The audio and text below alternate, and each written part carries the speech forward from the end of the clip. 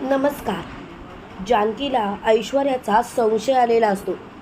जानकी घटस्फोटाच्या पेपरवरती सह्या करण्याआधी ऐश्वर्याला विचारते, ऐश्वर्या, तुला हे सर्व कुणी करायला सांगितलंय, त्याचं नाव सांग. तेव्हा मात्र ऐश्वर्या गांगरते. तिला काय बोलावं तेच कळत नाही. आणि तिथे जानकी आणि ऋषिकेश ओळखून जातात. कारण जानकी आणि ऋषिकेशला त्याच्यावरती असलेलं चिन्ह ओळखीचं वाटत असतं. इकडे ऐश्वर्या दुसऱ्या दिवशी म्हणते की मला ऋषिकेशशी लवकरात लवकर लग्न करायचं आहे, तेही आजच्या आज. हे ऐकताच ऋषिकेश ऐश्वर्याला बोलतो, मी लग्नाला तयार आहे, पण लग्नाआधी तू लताबाईंना जानकीसमोर आण. जोपर्यंत तू त्यांना जानकीसमोर आणत नाहीस तोपर्यंत मी लग्न करणार नाही. हे ऐकताच ऐश्वर्या बोलते, मी तर त्या म्हातारीला तुमच्यासमोर आणेनच, पण जेव्हा तू ऋषिकेश माझ्या गळ्यात मंगळसूत्र घालशील तेव्हा ऋषिकेश बोलतो, हे कसं काय शक्य आहे? जर का तू त्यांना समोर आणलं नाहीस तर? हे बघ, जानकीची आई समोर आल्याशिवाय मी तुझ्याशी लग्न करणार नाही. तेव्हा लगेच ऐश्वर्या बोलते, बघ, आता सर्व तुझ्या हातात आहे. आता तुला जे करायचं आहे ते तू कर. मी तुला सांगितलंय, मला तुझ्याशी लग्न करायचं आहे, त्याशिवाय जानकीची आई तिच्या समोर नसेल. हे ऐकून ऐश्वर्या ऋषिकेशकडे बघून हसत असते. त्याच वेळेला ऋषिकेश म्हणतो, ठीक आहे, मी तुझ्याशी लग्न करायला तयार आहे. तेव्हा मात्र ऋषिकेश तिच्याकडे बघतच असतो. जानकी ऋषिकेशकडे बघतच राहते. तर इकडे सौमित्र आणि अवंतिका दोघं बोलत असतात. अवंतिका सौमित्राला म्हणत असते, सौमी, तुझा विश्वास आहे का त्या ऐश्वर्यावरती? सौमी, माझा विश्वास नाही त्या ऐश्वर्यावरती. सौमी, तू जरा विचार कर, कुठेतरी पाणी मुरतंय. तेव्हा लगेच सौमित्र बोलतोय, मला कळतंय, मला सगळं काही समजतंय, पण आपल्याकडे पर्याय नाही आहे. आता आपल्याला गप्पच बसावं लागणार, कारण जानकी आणि ऋषिकेश दादाचा काहीतरी प्लॅन ठरलाय. जानकी वहिनी अशी सहजासहजी शांत नाही बसू शकत, त्यामुळे तू जरा शांत राहशील तर बरं होईल. तेव्हा मात्र जानकी इकडे सौमित्रजवळ येते आणि सौमित्राला बोलते, सौमित्र भाऊजी, तुमच्या जे काही मनात चालू आहे ते थांबवा, कारण तुम्हाला काळजी करायची गरजच नाही. ऐश्वर्याला नाही ना लग्न मंडपातच तोंडावर पडलं तर नावाची जानकी ऋषिकेश रणदिवे नाही मी.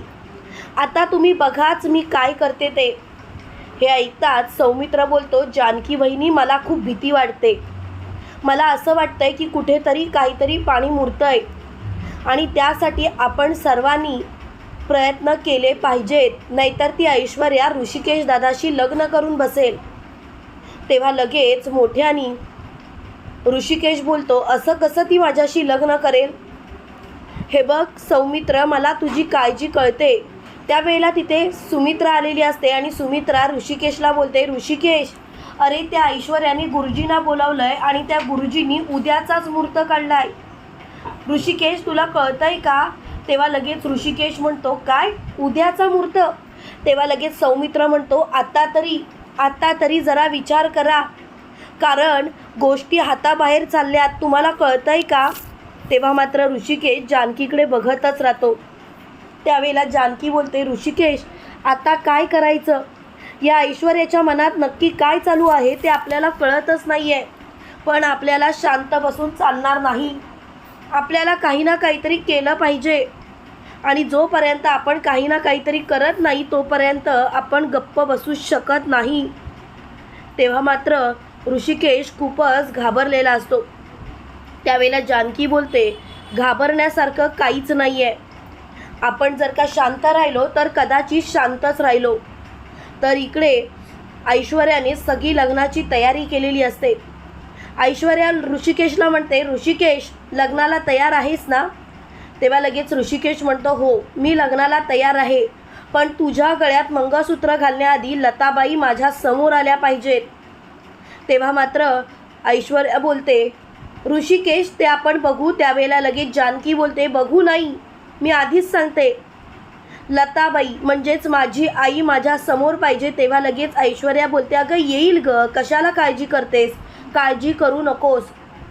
तर इकडे सकाळी सकाळी लग्नाची तयारी सुरू झालेली असते. ऋषिकेशने लग्नाचा ड्रेस घातलेला असतो. ऋषिकेशला बघून जानकीच्या डोळ्यात पाणी येतं.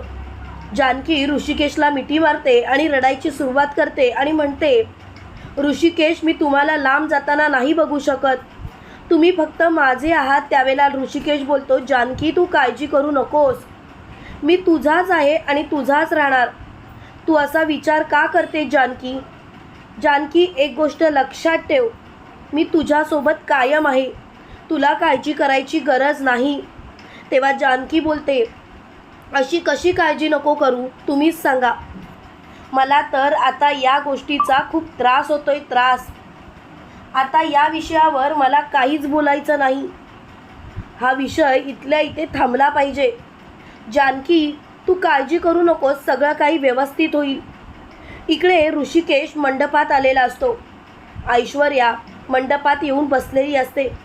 ती गुरुजींना म्हणते, हे बघा, जास्त काही बोलायची गरज नाही, लवकरात लवकर लग्न आटपा. तेव्हा गुरुजी बोलतात, हे बघ बाळा, अगं लग्न आहे ते, असं कसं लवकरात लवकर आटपणार? तेव्हा लगेच ऐश्वर्या म्हणते, जेवढं सांगितलंय तेवढं करा, पुढे बोलायची गरज नाही. तेव्हा गुरुजी बोलतात, ठीक आहे, आणि ऋषिकेश ऐश्वर्याच्या कडेला जाऊन बसतो. तेव्हा मात्र ऐश्वर्या ऋषिकेशकडे बघते आणि बोलते, काय ऋषिकेश, आलास ना शेवटी वटणीवर? माझ्याशी लग्न करायला तयार झालासच ना? नाईलाज असतो का होईना, पण ऋषिकेश लग्नाला तयार झालेला असतो. गुरुजी ऋषिकेशला म्हणतात, ऐश्वर्याच्या गळ्यात मंगळसूत्र घाल. ऋषिकेश ऐश्वर्याच्या गळ्यात मंगळसूत्र घालायला घेतो. जानकीला ते बघवत नसतं. जानकीने स्वतःचे डोळे झाकून घेतलेले असतात. तेवढ्यात तिथे मोठ्याने माया ओरडते, थांबा. तेव्हा ऋषिकेशच्या हातून ते मंगळसूत्र खाली पडतं. त्यावेळेला लगेच ऐश्वर्या म्हणते, कोण आहेस तू आणि तुझी हिंमत आमचं लग्न थांबवायची? इथे कशाला आलीस तू? त्यावेळेला लगेच माया बोलते, जानकी वहिनी कोण आहेत? जानकीताई कोण आहेत? त्यावेळेला जानकी पुढे होते. त्यावेळेला लगेच जानकी बोलते, कोण आपण? मी जानकी. त्यावेळेला लगेच माया बोलते, हे लग्न थांबवा. हे लग्न करायची काहीच गरज नाही, कारण या ऐश्वर्याजवळ तुमची आई नाहीच आहे. तुमची आई माझ्याजवळ आहे आणि ती सुखरूप आहे. आणि मी तिला आत्ताच्या आता इथे बोलवते. तेव्हा लताबाई समोर आलेले असतात. लग्न मंडपातून लताबाईंनी ऐश्वर्याची चांगलीच धिंड काढलेली असते. ऐश्वर्याच्या सटासट कानाखाली खेचत त्या ऐश्वर्याला म्हणतात, माझ्या जावयाशी लग्न करायचं आहे तुला? माझ्या जावयाशी? अगं नको, ती स्वप्न बघू नकोस ऐश्वर्या. अगं सोन्यासारखा नवरा असताना सुद्धा तू माझ्या जावयावरती नजर ठेवतेस. लाज कशी वाटत नाही ऐश्वर्या तुला? मला खरंच लाज वाटते, तुझी लाज. तेव्हा मात्र ऐश्वर्या चांगलीच गांगरते. ऋषिकेश ऐश्वर्याच्या सनसनीत कानाखाली मारतो आणि म्हणतो, मी तुझ्याशी लग्न करणार? तुझ्याशी?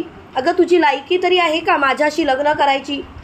हे ऐकताच ऐश्वर्या चांगलीच गांगरलेली असते. तुम्हाला काय वाटतं मित्रांनो, खरोखर आता तर ऋषिकेश आणि ऐश्वर्याचं लग्न माया आणि लताबाईंनी येऊन मोडलंय. पण जानकीचा नक्की भूतकाळ काय आहे, तो जेव्हा तिच्या समोर येईल तेव्हा ती अशीच ताठपणे त्या भूतकाळाला सामोरं जाईल का? कमेंट करून नक्की कळवा. आणि असेच मालिकेंचे नवनवीन अपडेट पाहण्यासाठी व्हिडिओला लाईक आणि चॅनलला सबस्क्राईब करायला विसरू नका. थँक्यू.